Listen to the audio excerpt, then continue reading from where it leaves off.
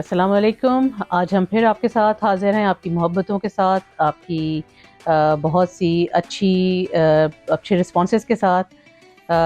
बहुत आपके रिस्पॉन्सेस हमें मिल रहे हैं और बहुत खुशी हो रही है कि आपको ये प्रोग्राम बहुत अच्छा लग रहा है। तो आज हम चलते हैं अपने प्रोग्राम इनाम रमज़ान के साथ आगे बढ़ते हैं।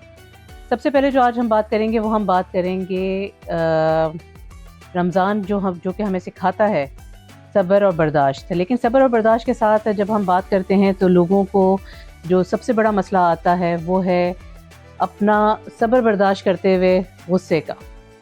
आज हम इस गुस्से के एलिमेंट पे बात करेंगे और इस गुस्से की वजह से जो हमारी सेहत पे असर पड़ता है उस पर भी हम बात करेंगे। गुस्से से रिलेटेड सबसे पहली चीज़ जो आती है वो हमारे साथ वो हमारे ब्लड प्रेशर का मसला आता है। तो आज हमारे साथ हैं उसके लिए माहिर तिब्ब नबवी आगा सैयद गुलाम नबी मूसी साहब। वालेकुम सलाम, कैसी हैं आप? खैरियत से हैं? अल्लाह का शुक्र है। आप बताइए आपके रमज़ान कैसे गुजर? जी, अल्लाह का फजल और करम और बरक़ात जो है उसमें शामिल हैं और बहुत अच्छे तरीके से। आज हम गुस्से की तो बात हम कर रहे हैं, लेकिन मेरे ख्याल से अब हमारे जो आगा साहब हैं वो हमें दिखा देते हैं उसे कंट्रोल किस तरह से करना है अपनी मुस्कुराहट के साथ। वो हर दफ़ा हमारे साथ आकर अपनी मुस्कुराहट के साथ हमारा प्रोग्राम शुरू करते हैं। तो जी आगा साहब, आज हम बात कर रहे हैं गुस्से के मुतालिक। जब हम गुस्से की बात करते हैं तो गुस्से के अपने तो बहुत से नेगेटिव इम्पैक्ट्स आते हैं, जिसमें से एक इम्पैक्ट जो है वो आता है ब्लड प्रेशर का। लोगों को ब्लड प्रेशर की बहुत शिकायत होती है, लोगों को स्ट्रेस की बहुत शिकायत होती है। इसके बारे में आप बताइए। आऊज़ु बिल्लाहि मिनश शैतानिर रजीम, बिस्मिल्लाहिर रहमानिर रहीम। आप लोगों का शुक्रिया कि आप लोग मुझे ये मौका देते हैं कि मैं अपने नाज़रीन जो देखने वाले हैं उनके साथ कुछ जिस्मानी हवाले से कुछ चीज़ें शेयर करें ताकि उनका ये महीना बहुत अच्छे तरीके से बरक़ात के साथ साथ जिस्मानी हवाले से भी बहुत अच्छे तरीके से गुजार सकें। और ना सिर्फ ये महीना, अगर वो इन बातों पर अमल करते रहें तो इस महीने के बाद भी वो अपनी ज़िंदगी को इसी हवाले से इन्हीं कवानीन के मुताबिक अगर गुजारें तो बेहतरीन तरीके से गुजार सकते हैं। तो ये जो आपका सवाल है गुस्से के मुतालिक, ये एक फितरती अमल है। गुस्सा आना इंसान का ये नेचर है, उसको कोई नहीं रोक सकता। लेकिन उस गुस्से की हालत को बर्दाश्त करना, ये एक सब्र का जो अंसर है, ये हमें रमज़ान सिखा रहा होता है। इस तरीके से अहादीस में भी है, जब आप गुस्से की हालत में हैं और आप खड़े हैं तो बैठ जाएं, गुस्सा कंट्रोल हो जाएगा। अगर बैठे हैं तो थोड़ी देर लेट जाएं। ये आपका जो ये ड्यूरेशन है गुस्से की हालत में, जो स्टार्टिंग 15 to 30 सेकेंड्स हैं, ये बहुत अहमियत के हामिल हैं कि आपका जो रिएक्शन है वो इसी में ही आ रहा होता है। क्योंकि एब्रप्टली अगर किसी ने आपको गुस्सा दिलाया तो फ़ौरन आपका रिएक्शन जाएगा। उस रिएक्शन के बाद जो सारे मामलात होते हैं वो उस रिएक्शन की वजह से होते हैं, हालांकि गुस्से का मामला वहाँ ठंडा हो चुका होता है। बिल्कुल, वो गुस्से के बाद फिर इंसान को समझ आती है कि ये जो हमने अमल किया ये काबिल कबूल नहीं था, या एक अच्छा अमल नहीं था, गैर इखलाकी अमल था। लेकिन वो उस हालत में वो उसकी जो फितरत है उस वक्त वो अपने आप पे काबू नहीं कर पा रहे होते। और इसीलिए हदीस में भी है, रसूल खुदा ने फरमाया है कि जब गुस्से की हालत और कैफियत आपके ऊपर तारी हो जाए, खड़े हैं तो बैठ जाएं, बैठे हैं तो लेट जाएं। मतलब इसके पीछे फ़लसफ़ा ये है कि एक टाइम गेन करना है। मतलब आप बोलें कुछ नहीं, आप अगर एक स्टेट में हैं तो उस स्टेट को चेंज कर दें, स्टैंडिंग पोजीशन से आप बैठना शुरू कर दें। बैठे हैं तो लेट जाएं, मतलब आप अपना वो जो गुस्से वाला जो पीक पीरियड है उसको ख़त्म करना है। और उसके बाद फिर आपका बॉडी टेम्परेचर भी नॉर्मल हो जाता है, आपका गुस्सा भी नॉर्मल हो जाता है, और फिर आप समझ बूझ के साथ जो उसका रिएक्शन देना होता है वो फिर समझ के साथ दे रहे होते हैं। लेकिन तो एक दाना शख्स में और एक आम शख्स में फर्क ही सब्र का है। बिल्कुल इसी तरीके से। और ये रमज़ान का महीना भी हमें इसी सब्र की तलकीन दे रहा होता है कि आप अपने कामों में, अपने आमाल में, आपके रिएक्शन में सब्र आना चाहिए। अगर कोई आपके साथ बदसलूकी भी कर जाता है, बदज़बानी भी कर जाता है, तो आप उसको सब्र से जवाब दें। मतलब उसको आप अभी छोड़ दें, बाद में उसका जवाब दें, वो भी समझ जाएगा। और उसके बाद आप अगर उसको समझाएंगे तो वो उसको अच्छे तरीके से समझेगा। अक्सर आप रोड पर देखें रमज़ानों के दिनों पे तो लड़ाई ज़्यादा हो रही होती है।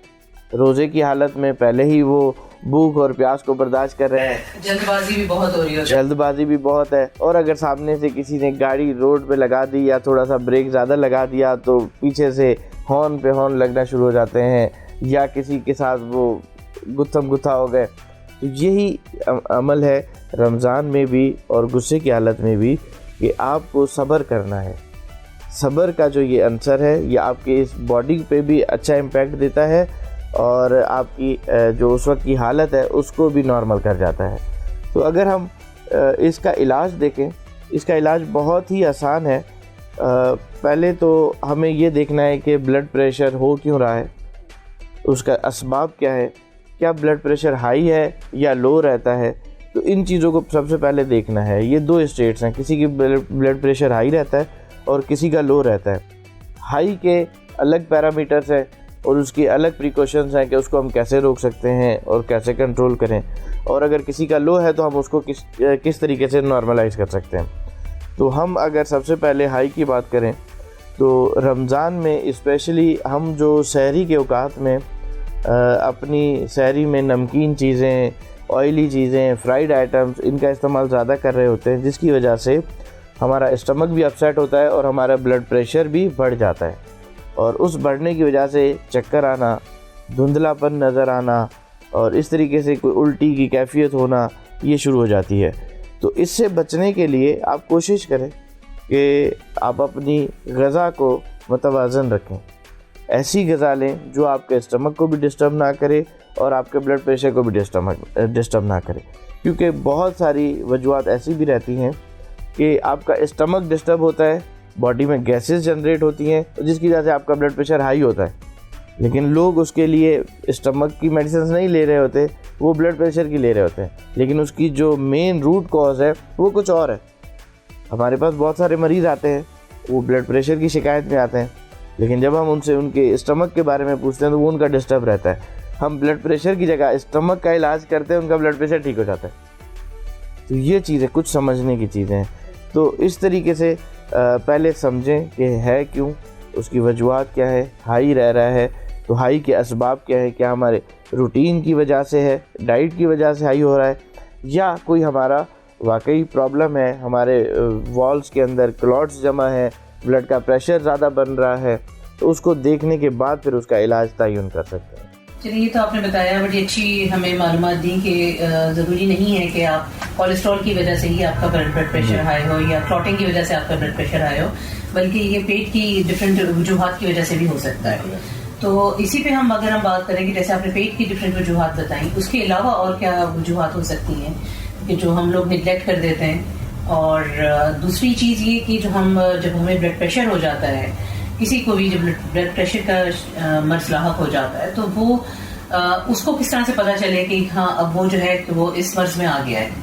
بغیر ٹیسٹ تو ڈیفینیٹلی جب آپ ڈاکٹر کے پاس جائیں گے، ٹیسٹ کروائیں گے، وہ تو آپ کو پتہ چل ہی جائے گا، لیکن ایک پریکاشنری میجرز جو ہوتے ہیں لینے ہوتے ہیں، اس کے لیے انسان کو خود پہلے پتہ ہونا چاہیے کہ اب یہ چیز جو ہے میرے اندر غلط چل رہی ہے. دیکھیں، اس میں سب سے پہلے تو یہ ہے کہ انسان اپنا ڈاکٹر خود ہے.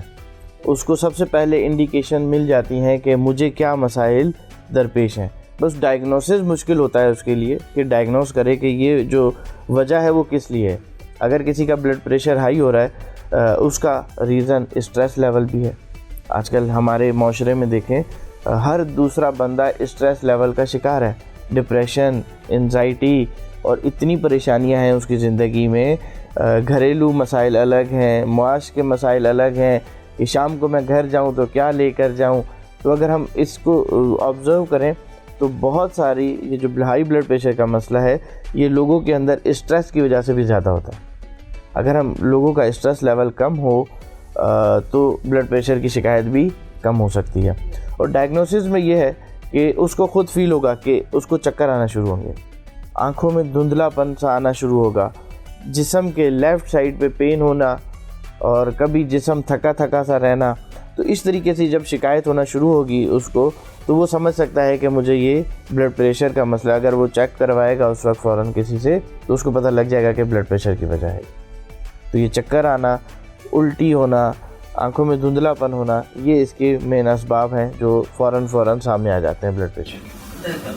اچھا، آپ نے بڑی اچھی بات کری ابھی جو کہ اسٹریس لیول جو ہے اس کو بھی ہمیں دیکھنا چاہیے. اچھا، اسٹریس جس کو ہم کہتے ہیں وہ اکثر پیشنٹ کو نہیں پتا ہوتا ہے کہ وہ اسٹریس میں ہے. ڈپریشن والے پیشنٹ کو پھر بھی پتا ہوتا ہے کہ وہ ڈپریشن میں ہے، لیکن اسٹریس والے کو نہیں معلوم ہوتا کہ وہ اسٹریس میں ہے.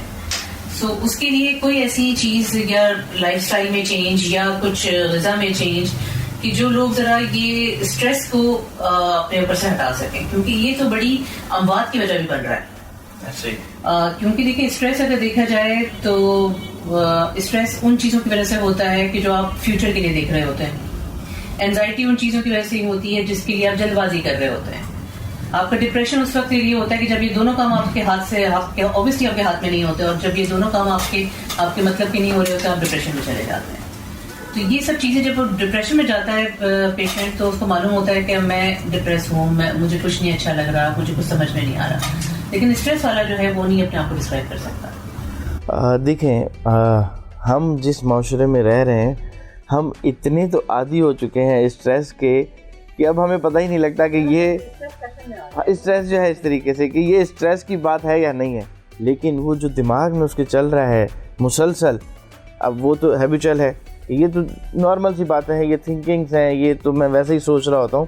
لیکن بیسیکلی وہی اسٹریس جنریٹ کرتی ہیں، کیونکہ ہمارے اندر جو ہارمونز ہیں باڈی کے وہ تو اس کو جج کر رہے ہیں کہ اس کے دماغ میں یہ چیز چل رہی ہے. آپ ایک جرنل روڈ کے اوپر ایک آبزرویشن دیکھیں کہ اکثر لوگ جو بائکس پہ گھوم رہے ہیں، کسی کی اسٹینڈ نیچے ہوئی ہوئی ہے، اس کو پتہ ہی نہیں ہے، وہ چلے جا رہا ہے، کہیں گاڑی کے سامنے آ جائے گا، کہیں کیا. اس کی بیسک ریزن یہ ہے کہ وہ بے احتیاطی نہیں کر رہا، اس کے دماغ میں اتنے خیالات چل رہے ہیں کہ اس کی توجہ کنسنٹریشن روڈ کے اوپر نہیں ہے، اپنی سیفٹی کے اوپر نہیں ہے. وہ اپنی ان چیزوں کے بارے میں سوچ رہا ہے جو اس کو لازماً پوری کرنی ہے. گھر کے لوازمات پورے کرنے ہیں، بچوں کی اسکول کی فیس دینی ہے، ان کی نیسیسٹیز پوری کرنی ہے، گھر میں راشن لے کر جانا ہے، گھر کا بجلی کا بل ہے، گھر کے کرائے کے بل ہیں. یہ جو ایک شخص جو اپنے روزگار کے پیچھے روز باہر نکلتا ہے تو وہ یہ ساری پریشانیاں لے کر گھوم رہا ہوتا ہے، جبکہ وہ اگر اس سے بیٹھ کے بات کریں تو بڑے خوش مزاجی سے وہ آپ سے بات بھی کرے گا، اور وہ ان ساری پریشانیوں کو سمجھے گا کہ یہ سب کی زندگی میں ہے اور یہ کوئی نارمل سی بات ہے، یہ اسٹریس لیول نہیں. جبکہ بیسک یہی ہے اسٹریس، کہ انسان کی یہ جو سارے معاملات ہیں جن کو وہ پورا کرنا چاہتا ہے، جو فیسلٹیز جو اس کے ذمہ ہیں اپنے پیرنٹس کے لیے، اپنی فیملی کے لیے، اپنے بچوں کے لیے، وہ ان کو جب فلفل نہیں کر پا رہا ہوتا تو وہ ایک اسٹریس جنریٹ ہو رہا ہوتا ہے اس کے باڈی کے اندر، جس کی وجہ سے پھر یہ ساری چیزیں بلڈ پریشر کا ہونا یا شوگر کا ہونا یا آپ کے آرگنز جو ڈیمیج ہونا یا جو ہماری جلدی ڈیتھ کا جو سبب جس طرح آپ نے بھی کہا اس کا سبب بھی یہی بنتا ہے. روڈ ایکسیڈنٹس، اچانک جو اموات ہو رہی ہیں وہ یہی کہ اس کے پیچھے اگر پوچھا جائے کہ یہ ایک ہی گھر کا فرد تھا، اس کا ایکسیڈنٹ ہو گیا. اب اس ایک ہی فرد کا کیوں ہوا؟ جب جہاں 4 بچے ہیں ان کا کم ہو رہا ہے، جہاں ایک بچہ ہے وہاں زیادہ، کیونکہ اسٹریس لیول اس ایک بچے کا زیادہ ہے. جس گھر میں 4 بیٹے ہیں اور جس گھر میں ایک بیٹا ہے تو اس ایک بیٹے کا اسٹریس لیول زیادہ ہے، کیونکہ اب اسی کو ہی پورے گھر کی ذمہ داری بھی دیکھنی ہے، اسی کو ہی پیرنٹس کو بھی دیکھنا ہے، اسی کو اپنے بچے بھی دیکھنے ہیں، اسی کو سارا سروائیول کرنا ہے. تو وہ ساری جو 4 بچوں والی ذمہ داری ایک بچے پہ ڈائیورٹ ہوتی ہے تو اس کا اسٹریس لیول بڑھ جاتا ہے. تو روڈوں پہ جو اموات کا جو سلسلہ ہے اس کے پیچھے مین ریزن بھی یہی ہے سارا. بالکل صحیح فرمایا آپ نے. بلکہ آپ نے تو یہ ایک پینڈورا باکس کھول دیا ہے کہ جس گھر میں ایک بچے ہیں اور جس گھر میں ایک سے زیادہ بچے ہیں تو یہ بھی ایک ہمارا بڑا معاشرتی مسئلہ بن گیا ہے کہ ہم نے جو ہے ماں باپ جو ہیں اب یہ نہیں سوچتے کہ انہوں نے اپنے بچوں کو اور رشتے بھی دینے ہیں. ایک بچہ کر کے وہ مطمئن ہو جاتے ہیں کہ بس اب ہم اسی کو پالیں گے، اچھے سے پالیں گے، سب کریں گے. لیکن ایک معاشرتی مسئلہ یہ بھی ہے کہ وہ سب رشتوں کی بھی ضرورت ہوتی ہے. تو جب ہم بلڈ پریشر کی بات کر رہے ہیں تو بلڈ پریشر میں جب ہم بات کرتے ہیں تو سب سے پہلے جو بلڈ پریشر کا جو سسٹر کا کنسرن آتا ہے وہ سب سے پہلے جو پریشر لیتا ہے وہ ہارٹ لیتا ہے. تو کارڈیک کے جو ایشوز ہیں یہ بھی سارے بلڈ پریشر سے ریلیٹڈ ہیں، ڈائبٹیز سے بھی ریلیٹڈ ہیں، کڈنی کے فنکشن سے بھی ریلیٹڈ ہیں، لیکن بلڈ پریشر ہی ان کی مین وجہ بنتا ہے. تو کوئی ایسی کھانے کی کوئی ایسی چیز ہے جو خوراک میں ہم اپنے شامل کریں گے جس سے ہم اس کو تھوڑا نیچے لا سکیں؟ دیکھیں بہت ہی آسان ہے اس کا حل، صرف ہمیں اپنی روٹین چینج کرنی ہے. جیسا میں کیونکہ ہمارا جو فوکس ہوتا ہے وہ علاج بالغذا سے ہوتا ہے، ہم کوشش کرتے ہیں کہ غذا سے اس کا علاج ہو جائے، پھر دوائی کی ضرورت پڑی تو ہم دوائی کی دیتے ہیں. جو سیویئر کیسز ہوتے ہیں اس میں تو آبویس دوائی دینی پڑتی ہے، لیکن یہاں پر میں دوائیوں کا تو جب ایک انسان آئے گا اس کی کنڈیشن دیکھ کے پھر، لیکن جنرلی میں یہاں پر جو ہے آپ کو ڈائٹ ایسی بتا دیتا ہوں کہ اگر ایک سیویئر پیشنٹ بھی اس ڈائٹ کو فالو کرے تو اس کا مرض آدھے زیادہ ختم ہو جائے گا. اس کو صرف اور صرف اپنی ڈائٹ کے اندر جو ہے یہ فرائیڈ آئٹمس، آئلی چیزیں، ان کو ہٹا دے، صرف سبزیاں اور فروٹس کا انٹیک زیادہ کر لے. یہ ان مسائل سے آرام سے چھٹکارا حاصل کر سکتا ہے، چاہے وہ بلڈ پریشر ہو یا شوگر ہو. اس کے ساتھ اس کو ایک کام کرنا ہے کہ وہ واک کرے زمین کے اوپر. آج کل تو لوگوں کا ایک ٹرینڈ ہے کہ چھت کے اوپر واک کر رہے ہیں، ایسا نہیں. زمین کے اوپر یا پارک میں چلا جائے یا روڈ کے اوپر ہو، لیکن ننگے پاؤں، شوز نہ ہو، ننگے پاؤں. ننگے پاؤں جب وہ واک کرے گا اس کا اسٹریس لیول بھی کم ہو جائے گا، اس کی جو باڈی کی نیگیٹو انرجی ہے وہ بھی ڈائیورٹ ہو جائے گی، زمین کی طرف وہ چلی جائے گی. اچھا، یہ تو ایک بالکل نئی چیز ہمیں پتہ چلی آج. تو اس سے یہ ہوتا ہے کہ اس کا جتنے بھی باڈی کا اسٹریس لیول ہے وہ سارا نیگیٹو ہو جاتا ہے، اس کی باڈی فریش ہو جاتی ہے. اس کی جو یہ مسائل ہیں، جو ہارمونز کے امبیلنس ہونے کی وجہ سے جو دیگر مسائل ہوتے ہیں وہ ٹھیک ہو جاتے ہیں صرف آدھا گھنٹہ زمین کے اوپر کانٹیکٹ کرنے سے. اور آج کل ہم دیکھیں اپنی لگژری لائف کے اندر ہمارا کانٹیکٹ زمین سے نہیں ہے. اگر ہم گھر پہ بھی ہیں تو ہمارے لگژریس کارپیٹس ڈلے ہوئے ہیں، ان کے اوپر چلنا ہے، یا گاڑیاں، یا ہمارے جوتے اتنے اچھے ہو گئے ہیں کہ ان کو نہیں اتار رہے. تو یہ ساری چیزیں جو ہیں، جب ہمارا زمین کے ساتھ، نیچر کے ساتھ کانٹیکٹ دور ہو گیا تو ہم بیماریوں کا شکار ہونا شروع ہو گئے. تو ہمیں واپس نیچر کی طرف جانا ہے. اسی نیچر میں یہ ساری چیزیں، واک جب آپ ننگے پاؤں کریں گے آپ کا اسٹریس کم ہو جائے گا، آپ کی باڈی کے آرگنز بہتر ہوں گے، آپ کے ہارمونز بیلنس ہونا شروع ہو جائیں گے. ساتھ میں آپ نے نیچرل چیزیں، فروٹس اور سبزیوں کا استعمال کیا تو آپ کی باڈی آدھے زیادہ خود بخود ٹھیک ہو جائے گی، آپ کو کسی میڈیکیشن کی ضرورت نہیں. چلے ماشاء اللہ، یہ تو خیر بڑی اچھی آپ نے ایک ٹپ ہمیں بتائی ہے. اچھا، لیکن میں جاننا چاہوں گی آغا صاحب آپ سے کہ کہا جاتا ہے کہ انار جو ہے، انار کو کھانے سے شریانیں کھلتی ہیں. کہا جاتا ہے کہ جی لوکی کا استعمال جو ہے وہ بلڈ پریشر کے جو مریض ہوتے ہیں ان کے لیے بہت اچھا ہوتا ہے. تو اس میں بتائیے کہ اس میں یہ کتنا صحیح ہے، اور اس کے علاوہ اگر اور کوئی کون سی ایسی غذائیں جن کا استعمال کافی مفید رہتا ہے؟ دیکھیں، بلڈ پریشر کے لیے انار، کیونکہ یہ تھوڑا سا ترش ہوتا ہے، کھٹا ٹائپ ہوتا ہے، تو اس میں سٹرک ایسڈ تھوڑا سا زیادہ ہوتا ہے. اور جس طرح لوکی ہو گئی، اس کے اندر کوئی ایسی چیز نہیں جو آپ کے وینز اور بلڈ میں رکاوٹ پیدا کرے. ایون اگر کوئی چیز ہے، کوئی فیٹس بھی ہیں اگر آپ کے وینز کے اندر یا کوئی رکاوٹ ہے، اس کو وہ دور کرے گا.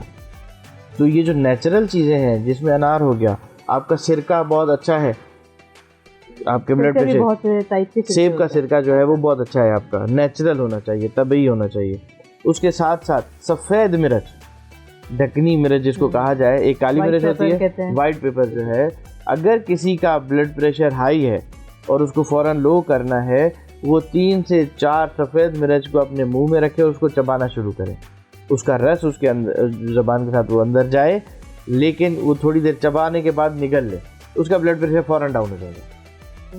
یہ وائٹ پیپر جو ہے، یہ آپ کے پروگرام کے توسل سے سب کو بتا رہے ہیں کہ اگر کسی کا بلڈ پریشر فوراً ہائی ہو تو وہ یہ وائٹ پیپر جو ہے وہ دانتوں کے بیچ میں چبائے اور فوراً آپ کا بلڈ پریشر لو ہو جائے گا. تو خدا نے اس نیچر کے اندر، فروٹس کے اندر، سبزیوں کے اندر اتنی قدرت رکھی ہے کہ ہماری باڈی کے اندر جو فیٹس ہے، ایکسٹرا فیٹس، اس کو ریڈیوس کر رہا ہوتا ہے. اگر ہماری وینز میں بلوکیج ہے اس کو اوپن کر رہا ہوتا ہے. یہ سرکہ، یہ آپ کا انار، یا یہ جو کھٹی چیزیں ہیں، یہ یہی کام کر رہی تھی. آپ کا شہد، یہ بہت اچھا ہے بلڈ پریشر کے امراض کے لیے.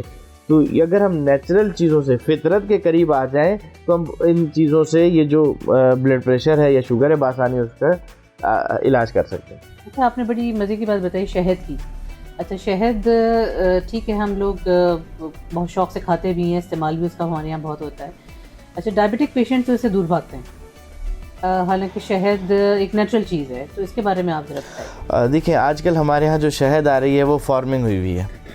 تو شہد میں قرآن مجید میں بھی ہے کہ اس میں بہت ساری بیماریوں کا علاج ہے. شہد شفا ہے. آپ اگر کسی مریض کو شہد دیں تو اس کو شفا ملتی ہے. لیکن اب وہ نیچرل شہد ہم کہاں سے لے کر آئیں، یہ ایک بڑا مسئلہ ہے. تو ہمیں نیچرل شہد کو ڈھونڈنا سب سے پہلے. اور دوسرا، کیونکہ شہد کا جو ایکسٹریکٹ ہے وہ مکھیاں جو ہیں وہ طرح طرح کے پھولوں سے لے رہی ہوتی ہیں، طرح طرح کے درختوں سے لے رہی ہوتی ہیں. تو جو بیری کا درخت ہے وہ اتنا مفید ہے کہ اگر اس کو کوئی شوگر پیشنٹ بھی استعمال کرے تو اس کی شوگر پہ کوئی افیکٹ نہیں ہوتا. اچھا سیڈر ہنی جس کو کہا جائے، بیری والا شہد، یہ بہت مفید ہے شوگر کے پیشنٹ کے لیے. اس کی شوگر پہ کوئی امپیکٹ نہیں آئے گا. اگر کوئی شوگر پیشنٹ ہے وہ بیری کا شہد کھا سکتا ہے بآسانی. اچھا چلیں، یہ تو بڑی مفید معلومات آپ نے مجھے دی، کیونکہ بہت سے ایسے شوگر پیشنٹس ہوتے ہیں جو بیچارے چاہ رہے ہوتے ہیں شہد لینا لیکن وہ نہیں لے پا رہے ہوتے. اچھا آپ نے سرکے کی بات کری، آپ نے کہا کہ جی ایپل کا جو سرکہ ہے، ایپل سائڈر جو ہے وہ بڑا اچھا ہوتا ہے، اور آپ نے کہا لیکن قدرتی ہونا چاہیے. تو یہ کیسے پتہ چلے گا کہ یہ قدرتی ہے یا سنتھیٹک بنا ہوا ہے؟ دیکھیں یہ آج کل ہمارے اس معاشرے میں تھوڑا سا مشکل ہو گیا ہے اس کو پہچاننا، کیونکہ ہماری جو کیمیکل انگریڈینٹس کی ملاوٹ ہے وہ بہت زیادہ ہے. ہمارے ہاں جو پروڈکٹس ہمارے بازار میں موجود ہیں یہ آلموسٹ سارے کیمیکلائزڈ ہیں، ان کے اندر کیمیکل ہے. تو یہ کہنا اور یہ پہچاننا عام بندے کے بس میں نہیں ہے، وہ بڑی مشکل ہے اس کو پہچاننا. لیکن ہمارے سامنے اگر کوئی چیز آ جائے تو ہم اس کے ٹیسٹ سے جو ہے اس کو پتہ لگا سکتے ہیں کہ یہ کیا ہے. لیکن یہ مشکل ہے کیونکہ کیمیکل آج کل ایسے ہیں، کیونکہ آج کل وہ نیوٹراسیوٹیکلز میں بھی ایکسٹریکٹ یوز ہو رہا ہوتا ہے، اور یہ جو ایکسٹریکٹ یوز ہوتے ہیں تو اس کی جو اصل افادیت ہے وہ ختم ہو جاتی ہے. تو یہ تھوڑا سا مشکل ضرور ہے. لیکن ہمارے جو دیہات ہیں آج کل، ان دیہاتوں میں آج بھی جو ان کا طریقہ ہے اس کو بنانے کا وہ نیچرل ہے، اور اگر کوئی دیہات سے آپ لے سکیں تو وہاں سے لے لیں، وہ بہت مفید. چلیں بہت بہت شکریہ آپ کا آغا صاحب، آپ نے آج ہمیں بہت مفید معلومات بھی دیں، اور میں یقین سے کہہ سکتی ہوں کہ ہمارے ناظرین بھی جو ہیں اس سے بہت زیادہ فائدہ اٹھائیں گے اور اپنی صحت پہ خاص طور سے توجہ دیں گے. تو چلتے ہیں ناظرین ایک بریک کی طرف.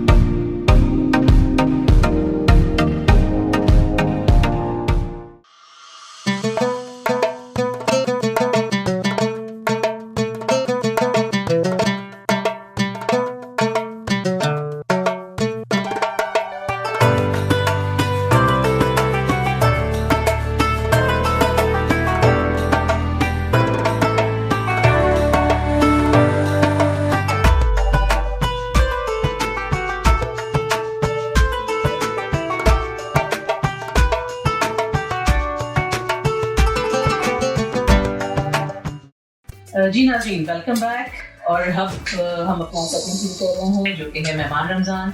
مہمان رمضان میں آج جو ہمارے پاس پرسنالٹی ہیں وہ بہت ہی ڈائنامک پرسنالٹی ہیں، مس راہیلہ بقائی جو کہ گروپ ڈائریکٹر ہیں business development path finder group کی، اور یہ مارکیٹنگ اور کمیونیکیشن ڈائریکٹر بھی رہ چکی ہیں آکسفورڈ یونیورسٹی پریس کی. السلام علیکم. اینڈ بہت بہت آپ کو رمضان مبارک. سب سے پہلے آپ کو بھی، اور بہت شکریہ مجھے بلانے کا یہاں. Thank you. جی راہیلہ آپ بتائیے کہ آپ being the group director business development path finder میں، اس میں آپ کی جاب کیا آپ سے ڈیمانڈ کرتی ہے؟ obviously the name says کہ بزنس ڈیولپمنٹ ہے، تو مجھے جہاں کہیں بھی پاتھ فائنڈر گروپ کے جو بہت سارے بزنس یونٹس ہیں، جہاں بھی کہیں ان کو سپورٹ کی ضرورت ہوتی ہے to develop their business, to have more insights about it, so I chip in over there, I help them, I support them. Pathfinder has a lot of businesses जो उस ग्रुप के अंडर हैं, जिसमें सबसे बड़ा तो ऑब्वियसली उनका security का है, जिसमें Blackton Hut आता है जो कैश इन ट्रांजिट का काम करते हैं. You might have seen those red vehicles जो आर्मर्ड व्हीकल्स होती हैं जो कैश बैंकों से और ATM से लेके एक सेंटर पर जाती है, वहाँ से वो कलेक्ट होके डिपॉजिट होता है. Then it is the SMS which is the static guarding facility support, जो वो भी आपने देखी होगी एम्बेसीज पे या काउंसलेट्स पे या बहुत सारे बड़े इदारों पे जहाँ हम अपनी सिक्योरिटी देते हैं.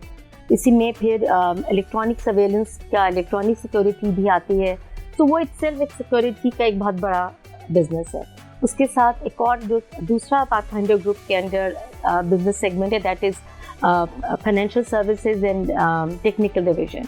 उसके अंदर पाथफाइंडर ग्रुप का जो फाइनेंशियल सर्विस वाला ग्रुप है, it is known as VRG.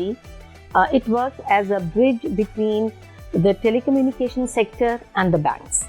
और इसका सबसे बड़ा जो इस वक्त टॉप प्रायोरिटी का और टॉप प्रमोशन पे प्रोजेक्ट है वो है आमा, विच इज़ आसान मोबाइल अकाउंट.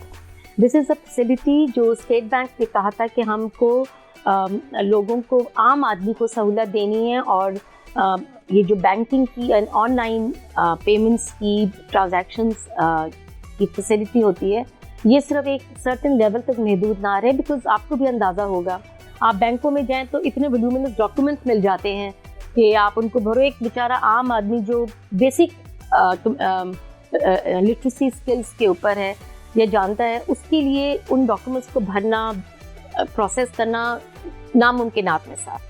तो उसको आसानी देने के लिए फिर ये स्टेट बैंक का प्रोजेक्ट था, जिसमें VRG is the only organisation जिसको वो लाइसेंस मिला है. और उसमें होता ये है कि देयर इज़ अ कोड *#*2362#. वो कोड आप मिलाएं, और उसके लिए ज़रूरी नहीं है आपके पास स्मार्टफोन हो. एक नॉर्मल आम जो नंबर वाला फ़ोन होता है उस पर भी एक बंदा, द ओनली रिक्वायरमेंट इज़ कि उसके पास NIC होना चाहिए. उसने ये कोड डायल किया, अपना NIC डाला, उसके पास एक जितने ऑनलाइन सहूलत दे रहे हैं, कैशलेस ट्रांजैक्शन की, बैंकिंग की सहूलत दे रहे हैं, उन बैंकों के नाम आ जाएंगे. दैट पर्सन कैन सेलेक्ट कि उसको किस बैंक में अपना अकाउंट चाहिए, और वो उस बैंक को क्लिक करे और एंड अपना NIC डाले, and his bank account is और bank account will be open. और उसके बाद वो ऑनलाइन ट्रांजैक्शन कर सकता है, बिल्स पे कर सकता है, पैसा ट्रांसफ़र कर सकता है, वो हर वो काम कर सकता है जो आप और मैं बैंक अकाउंट रखने वाले लोग बैंकों के थ्रू करते हैं. तो ये एक सबसे बड़ी सहूलत है जो एक आम आदमी को दी गई, और इसीलिए इसका नाम आसान मोबाइल अकाउंट रखा गया है. एंड एज आई सेड कि ज़ाहिर बात इसमें टेलीकम्युनिकेशन सेक्टर इन्वॉल्व है, बिकॉज इसमें ज़रूरी नहीं है कि आपके पास सिर्फ एक किसी मोबाइल कंपनी का फ़ोन हो. It could be any mobile companies phone number, it could be any bank. So the VRG becomes the bridge between the two and to facilitate that person. So that's another business line. Then of course it's very much operational now. That of course very much operational. I mean AMA accounts तो ये सारे bank promote भी कर रहे हैं, सब इसको top priority पे रखा हुआ है, टॉप प्रमोशन पे है. तो that's there in the market. And then of course there's another project जो हमारा बहुत which is more of a CSR project, that is Providentia Books Foundation. Under this project, what Pathfinder Group does is that we contact the publishers, we contact the higher end schools, and we request them कि अगर हम अपने donation boxes आपके school पे रख सकें, या publisher को कहते हैं कि आपकी वो पुरानी किताबें जो आपके इस्तेमाल में नहीं है, एडिशन बदल गया, please do not destroy them, उनको पल्प नहीं करें, आप हमें दे दें. स्कूलों में हम बच्चों से कहते हैं कि आप अपना, जब आप अगली क्लास में जाते हैं, आपकी पिछली क्लास की जो किताबें उनको मत फेंकें, किसी रद्दी वाले को मत दें, ये बॉक्सेस रखे हैं आप इसमें डाल दें.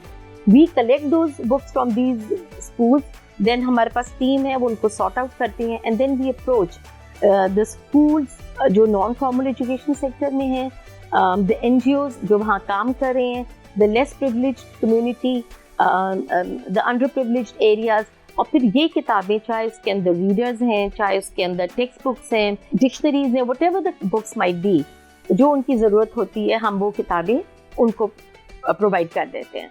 और जहाँ पर होता है कि جو ٹیکسٹ بکس ہیں وہ بچے یوز نہیں کر سکیں گے، بیکاز ظاہر ہے اگر ایک ہائر اینڈ اسکول کا بچہ ہے تو اس کی ٹیکسٹ بکس ذرا ڈفرینٹ ہوں گی، تو ان کتابوں کو ہم پھر ان جگہوں کے اوپر ایز اے لائبریری کارنر بنا دیتے ہیں، اور پھر ہم کہتے ہیں کہ آپ ایسا the teacher can use them as a reference to student who are interested, they can use them as a reference for their to enhance their knowledge, اور جو ریڈرز یا اسٹوری بکس آتی ہیں وہ تو ظاہر ریڈنگ کارنر کا حصہ بن ہی جاتے ہیں.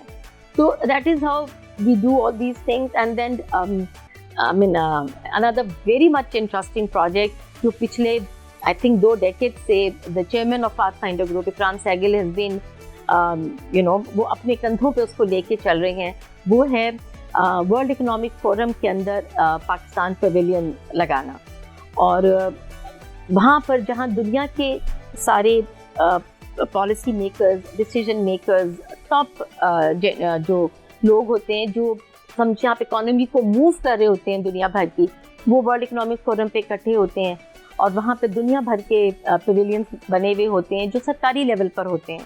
پاکستان کا پیویلین ایک پرائیویٹ ادارے نے اپنے کندھوں پہ پچھلے 20 سال سے اٹھایا ہوا ہے، اور سہگل صاحب جاتے ہیں وہاں پر، ادھر یہ پاکستان پیویلین کا پورا اہتمام کیا جاتا ہے، وہاں ڈفرینٹ سیشنز ہوتے ہیں، وہاں ہمارے یہاں سے وہ اپنی جو جیسے اس سال 2025 میں Aurangzeb the finance minister was invited, Balochistan کے اوپر ڈسکشن تھی، تو the chief minister Balochistan and the پرانے جو وہ بلوچستان کے ہمارے پرائم منسٹر تھے، دے ور انوائٹیڈ. تو یہ اس طرح سے لوگوں کو بلایا جاتا ہے اور ان سے بات چیت ہوتی ہے تاکہ پاکستان کو انٹرنیشنل لیول پہ ہم پروموٹ کریں اور پاکستان میں انویسٹمنٹ کو فروغ دیں کہ یہ پیسہ پاکستان میں آئے. لوگوں کو بتایا جائے کہ Pakistan is an investors paradise and there is a lot which can be done in Pakistan.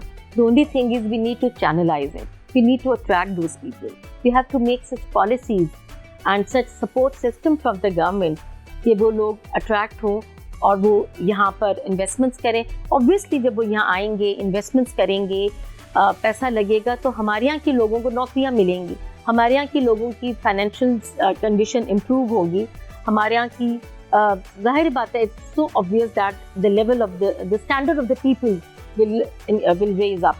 And وہ جو ہم بات کرتے ہیں کہ ہمارا یوتھ چلا جاتا ہے، ہمارا یوتھ پاکستان میں نہیں رکتا، جب ان کو اپنے ملک میں اپرچونیٹیز ہوں گی تو کون اپنا ملک چھوڑ کے جانا چاہے گا؟ نہیں جانا چاہتا. تو سب سے پہلے جو امپورٹنٹ سوال اس میں یہی اٹھتا ہے کہ بہت اچھا کام ہے، پراؤڈ ٹو نو دیٹ، اور بہت اچھا بھی لگا سن کر. سو یہ تو ایک پرائیویٹ ادارہ کر رہا ہے، گورنمنٹ کی طرف سے اس کے بعد پھر پیرنٹل سپورٹ اس کو ملتی ہے کہ نہیں؟ انفارچونیٹلی نو. گورنمنٹ کی طرف سے بلتی ہوتی ہے کہ جو اس وقت گورنمنٹ ہمارے پریزیڈنٹس ہیں یا پرائم منسٹر ہیں، ان کو انوائٹ کیا جاتا ہے تو they came and attend the Pakistan pavilion, they came and be a speaker there, they represent Pakistan.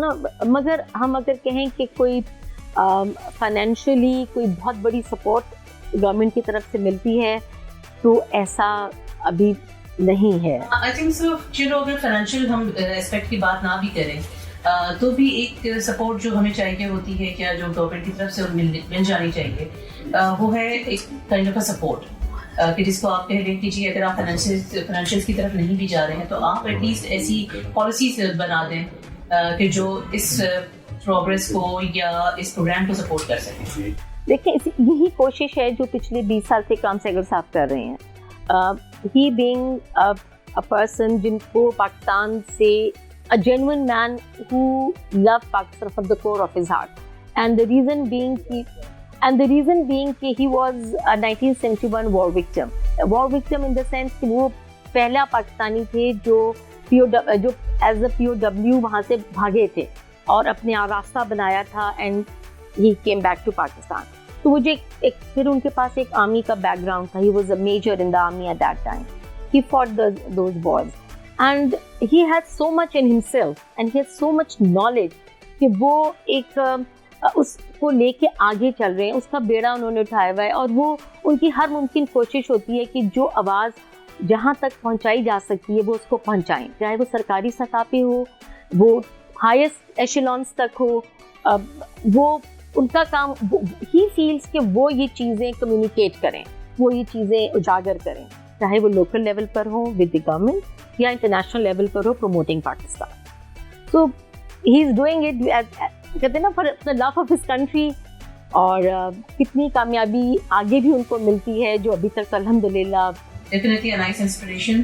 اور یقیناً ہماری یوتھ کو بھی دیکھنا چاہیے کہ یو ڈو یور پارٹ, باقی اللہ کی مرضی. That's a fact. چلیں آپ بھی ایک اور آپ کے پاس چیئر رہی ہے for the marketing communication director as Oxford University press.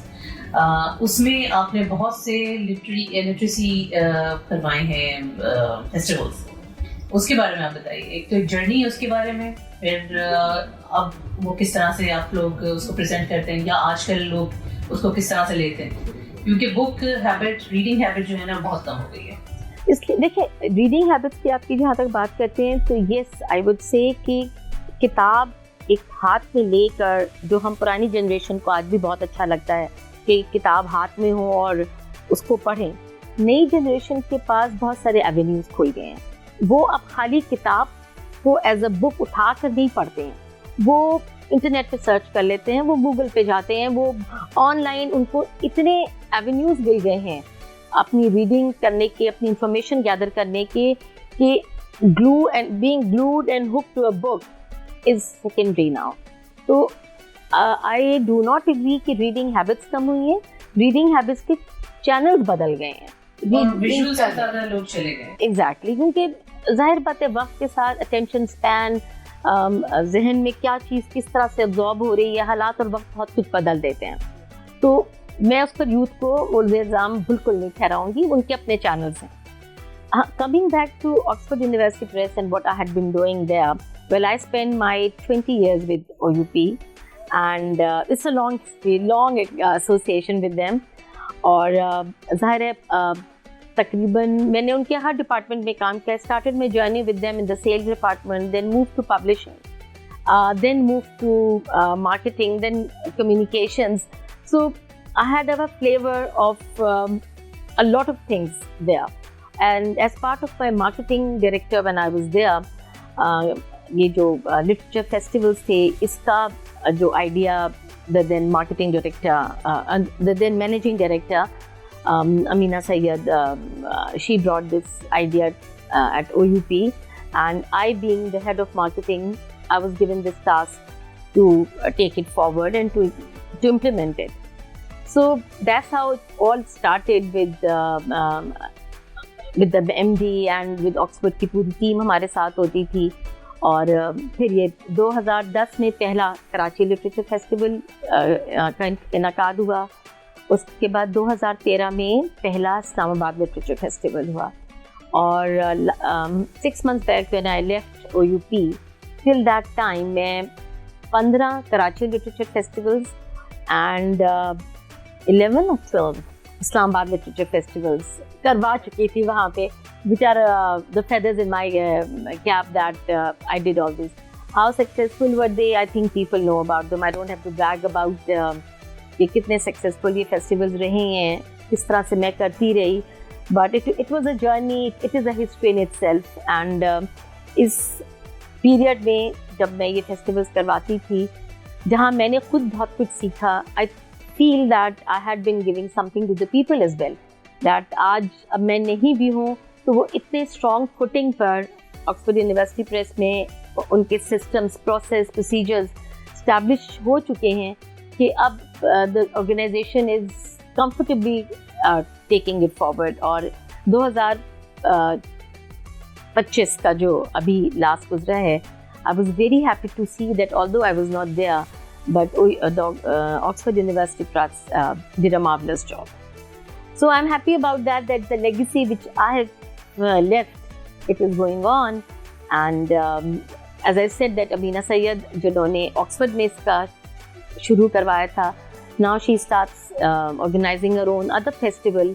And I think as I said, مجھ سے اگر کوئی بھی کہتا ہے کہ آپ جو میں نے بھی لاسٹ ان کا ادر فیسٹیول بھی اٹینڈ کیا تھا, and I was very happy to see کہ وہ ایک ڈفرینٹ پرسپیکٹیو کے ساتھ ایک انہوں نے اس کا تھوڑا سا طریقہ کار بدل دیا. And but she's taking it forward. And then there are the children literature festivals, the Pakistan literature festival, Hyderabad literature festival, Lahore literature festival. So once that KLF ہو گیا اس کے بعد تو لگ رہا تھا جیسے ایک موومنٹ تھی فیسٹیولس کی جو پاکستان میں چلی. بڑی اچھی ایگزامپل سیٹ ہوئی ہے کہ اس طرح کے تو خیر ویسے لٹریچر فیسٹیولس تو ان جنرل ہوتے ہی رہنا چاہیے, لیکن کیونکہ آپ نے اس لیگیسی کو اسٹینڈ کیا ہے تو یقیناً ہمیشہ یوتھ جو ہے آپ کو اسی طرح سے یاد رکھے گی, اور نہ صرف ابھی کی یوتھ بلکہ آگے آنے والے بھی بچے ضرور یاد رکھیں گے, اور یہ آپ کی لیگیسی اسی طرح سے آگے چلتی رہے. تھینک یو سو مچ راحیلہ بقائی صاحبہ آپ کے آنے کا اور ہمیں اتنی اچھی انفارمیشن دینے کا, اور یقیناً آپ کا کام اسی طرح سے جگمگاتا رہے گا. And so is your name. Thank you very much. Thank you for inviting me. It was a pleasure talking to you. And yes, میری بھی دعا ہے کہ یہ چیزیں جو بھی کچھ جس کی بنیاد میں نے ڈالی ہے, جس سے میں نے ایفرٹ کیے ہیں, یہ ایسے ہی چلتا رہے آگے. جی ناظرین, جو سب سے امپورٹنٹ چیز ہوتی ہے کسی بھی بڑے انسان کے لیے وہ یہی ہوتی ہے, اور ہمیں سب کو اس کو اپنانا چاہیے کہ جو پودا وہ لگائے اس کو خوشی ہوتی ہے کہ وہ جب طرف بنتا ہے اور آگے بھی لوگوں کو اس کا فائدہ دیتا رہے. تو اس کے ساتھ ہم چلتے ہیں بریک کی طرف, اور بریک سے واپس آ کر پھر ہمیں جوائن کریں گے ہمارے کچن میں ہمارے شیف لذت رمضان میں.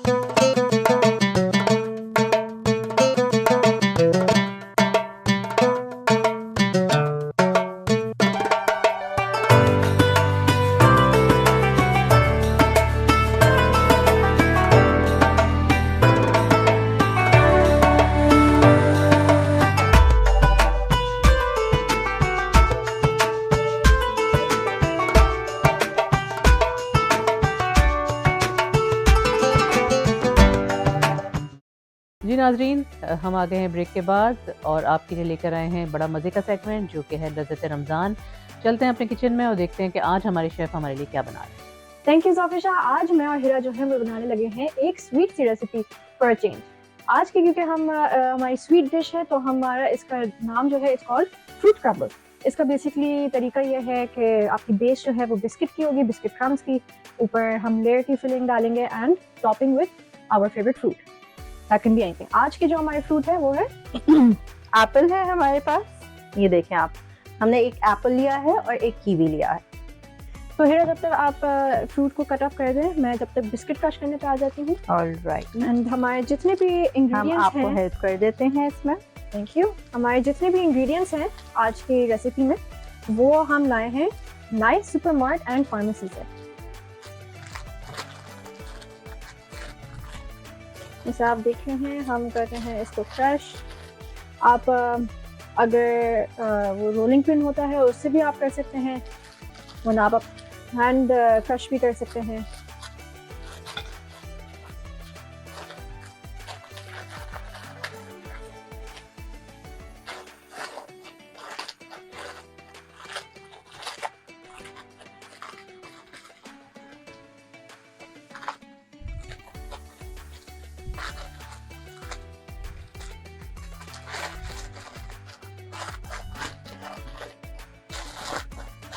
I think we are good to go.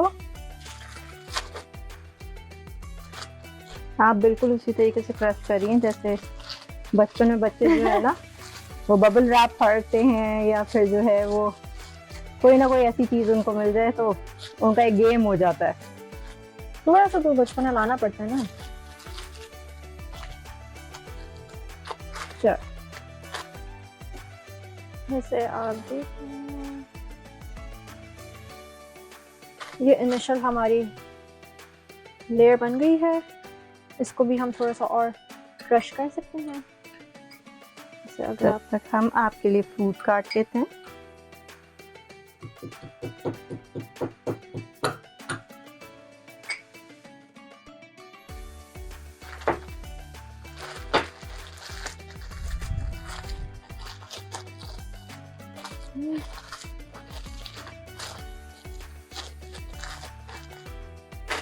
ہم اپنی دوسری ڈش میں بھی ڈال دیتے ہیں.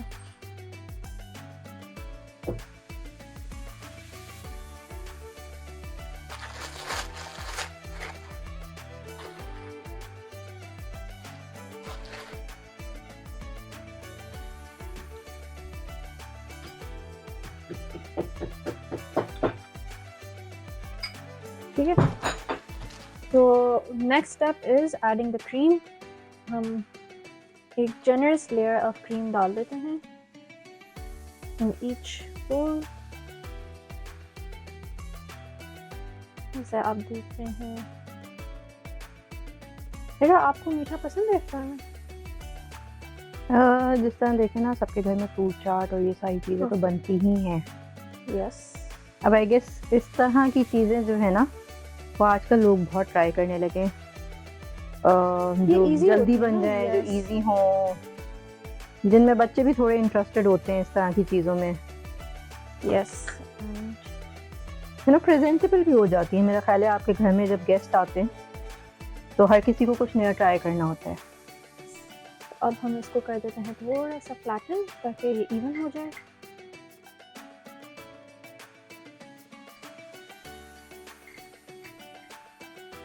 ٹھیک ہے, جسٹ لائک دیٹ. نائس. اور اس کو بھی ہم کر دیتے ہیں. چلے فروٹس میرے اس کے اوپر گارنشنگ کے لیے کٹ گئے ہیں. ہم گارنش کر دیں. یس. اور لاسٹ اسٹیپ از گارنش کرنا. جیسا آپ دیکھ رہے ہیں ان کی لیئر جیسے بن رہی ہیں. تو ہم مکس کر کے ایپل اینڈ کیوی کے اوپر گارنش کر دیتے ہیں. یا پھر اگر آپ چاہیں تو آپ اس کو انڈیویجولی بھی رکھ سکتے ہیں, صرف کیوی صرف ایپل, لیکن کیونکہ ہمیں اپنے فروٹس پسند ہیں اس لیے ہم مکس کر کے ڈال دیں. That's it. Thank you. That's it. Yes. All right.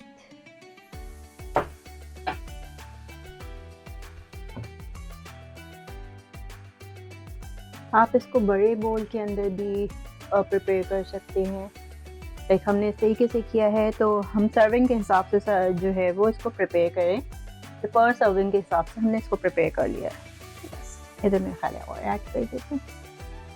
That looks really nice. I think اس کے کلرز اتنا گرین کتنا اچھا پاپ کر رہا ہے وائٹ کے اوپر. Exactly. So there you have it. That is our quick recipe. This is called fruit crumble and I hope you enjoyed it. Now over back to you, Zabsha.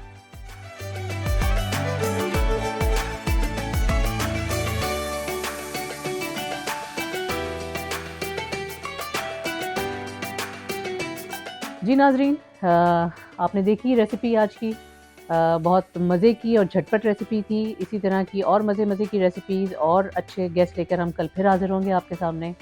دیکھتے رہیے ہمارے ساتھ انعام رمضان.